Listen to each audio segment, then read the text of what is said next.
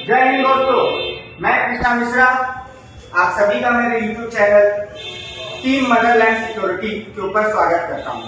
इस वीडियो को लाइक करिए, हमारे चैनल को सब्सक्राइब करिएगा और बेल आइकन दबाना बिल्कुल मत भूलिएगा। आज हम अपने one of the neighbouring countries, हमारे पुराने पड़ोसी मुल्क मालदीव्स के बारे में थोड़ा चर्चा करेंगे। मालदीव्स आजकल 2-3 महीने से काफी चर्चे में है related to relations with India. तो आखिर ऐसा क्या हो रहा है कि अचानक से हमारे और मालदीव्स के बीच का जो रिलेशन है उसका चर्चा इतना ज्यादा ख्यात हो चुका है। प्लस हमारा और मालदीव्स का इतिहास कैसा रहा है इसके बारे में भी हम थोड़ा समझते हैं। तो मालदीव्स को आजादी मिली थी 26 जुलाई 1965 के दिन, 26 जुलाई 1965। सोचने वाली बात यह है कि आजादी के बाद पहला देश जो मालदीव्स को एज अ देश एक पर्टिकुलर कंट्री की तरह एक्सेप्ट किया वो भारत था। उसके उपरांत कई सारे समस्याएं, कई सारी सुविधाएं भारत ने प्रोवाइड करने की ट्राई की मालदीव्स को। बट करंट सिचुएशन को देख के ऐसा नहीं लग रहा कि भारत और मालदीव्स का जो रिश्ता है वो बहुत लंबा चल रहा है।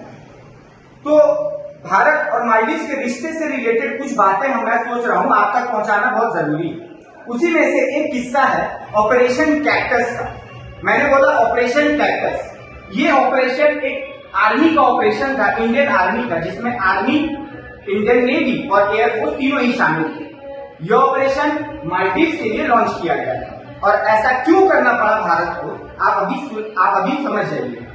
तो हुआ इस कदर कि 1988 में, नवंबर के 1988 में पीएमओ के ऑफिस पर फोन बजता है।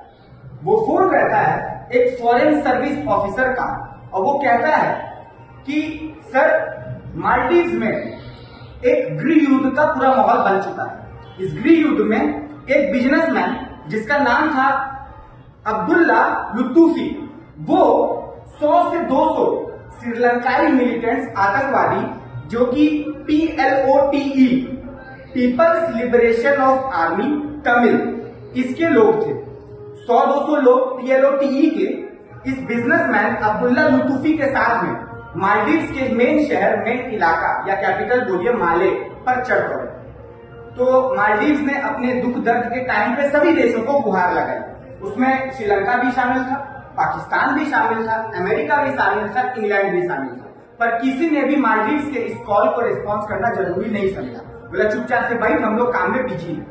तब मालदीव्स के प्रेसिडेंट उस समय पर अब्दुल गयाम, उन्होंने कॉल किया भारत, बोला कि सर, ये अब्दुल्ला लुतूफी और कुछ आतंकवादी श्रीलंका से हमारे देश पर चढ़ दौड़े हैं, हमारे देश को कब्जा करना चाहते हैं और तख्ता पलट करने की कोशिश में लगे हैं।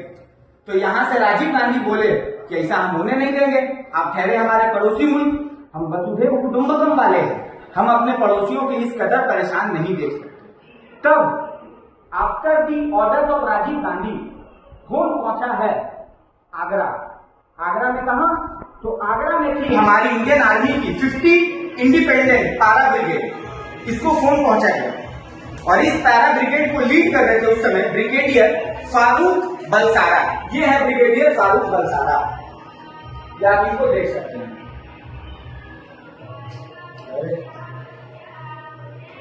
अब यहां से देख लीजिए, कोई बात नहीं। ये है ब्रिगेडियर फारूक बलसारा। इस समय ये भारत की 50 इंडिपेंडेंट पैरा ब्रिगेड आर्मी को लीड कर रहे थे। इन्होंने बोला, इनको ऑर्डर दिया गया कि मालदीव्स के लोग जो है वो परेशान हैं, सिविल वॉर का वहां पे पूरी तरह से सिचुएशन हो चुका है, आप जाइए और मालदीव्स को पूरी तरह से बचा के लाइए। तो उन्होंने बोला ठीक है। तो ये निकल पड़े हैं मालदीव्स के लिए अपनी आर्मी के साथ। जब वहां पहुंचे 9 घंटे के अंदर, इससे ज्यादा समय इंडियन आर्मी ऐसे छोटे मोटे देशों के ऊपर व्यर्थ नहीं करती। 9 घंटे के अंदर राजीव गांधी को फोन आता है कि सर, सब चोटालों को मार दिए, 100-200 श्रीलंका से आके लोग बच गया था लुंगी पहन के, सब हटा दिया गया। तो इस बात से मालदीव्स के लोग आज भी हमारे आभारी हैं। ऑपरेशन कैक्टस एक बहुत ही सिग्निफिकेंट ऑपरेशन था इंडियन आर्मी के इतिहास का, जिसको कि इंडियन आर्मी के इतिहास में सुनहरे अक्षरों में लिखा गया। बट अभी की सिचुएशन देखा जाए तो मालदीव्स ये सब चीजों को लगता है भूल गया है। उस भूलने के पीछे इसकी सबसे बड़ा जो हाथ है वो इस पगला का है। इस पगला को आप देखिएगा, पगला मुल्ला का नाम है, इसका नाम है मोहम्मद मोइजू। सही सुना आपने, मोहम्मद मोइजू। ये नवंबर के इलेक्शंस जो मालदीव में होने थे 2023 के, जीत गया। किस बेसिस पर जीता? इंडिया आउट, भारत बाहर। ये पगला किसको बाहर करना चाह रहा था, गधा हमको समझ नहीं आया। इंडिया आउट कहने का मतलब है, आप कह रहे हो कि भारत को मालदीव से निकल जाओ। ओके, भारत वैसे मालदीव में मौजूद कितना है? भारत के एक डॉर्नियर एयरक्राफ्ट और एक हेलीकॉप्टर वहां पे मौजूद है। वो भी इसीलिए मौजूद है क्योंकि मालदीव के लोगों को अगर किसी विपत्ति सिचुएशन आन पड़ती है, हेल्थ इश्यूज रिलेटेड पड़ता है, तो उनको एक आइलैंड से दूसरे आइलैंड ट्रांसफर कर दिया जाए। मालदीव एक छोटा सा तो आइलैंड है नहीं, 1200 आइलैंड्स का ग्रुप था। अब वो वहां पे वो जहाज मालदीव के लोगों के लिए है, प्रधानमंत्री भी मालदीव के ही हैं और बोलते हैं भारत बाहर। अब इस बात पे हो गया इनके घर में बवाल। लास्ट पार्लियामेंट में इनके नेता आपस में लड़ते फिरते पाए गए। कोई भूसा चला रहा है, कोई लात चला रहा है, कोई झूठा कबार रहा है। किस लिए? कि भारत को अंदर रखना है कि बाहर रखना है।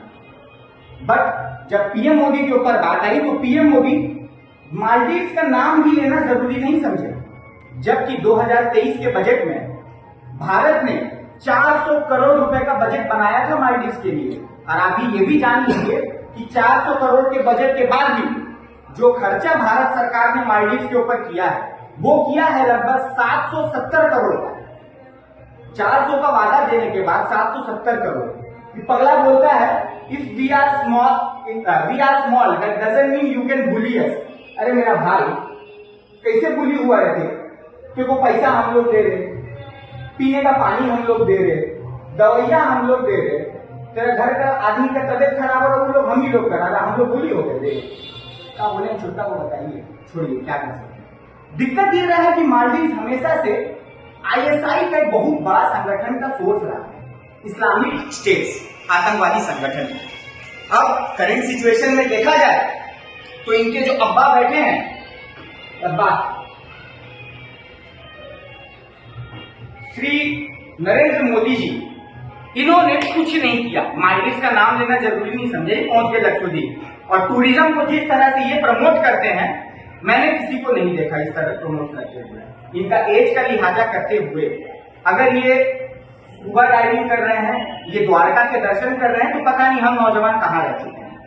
बट मालदीव और भारत के रिलेशन फिलहाल इसी तरह ऊंच नीच में चल रहे हैं।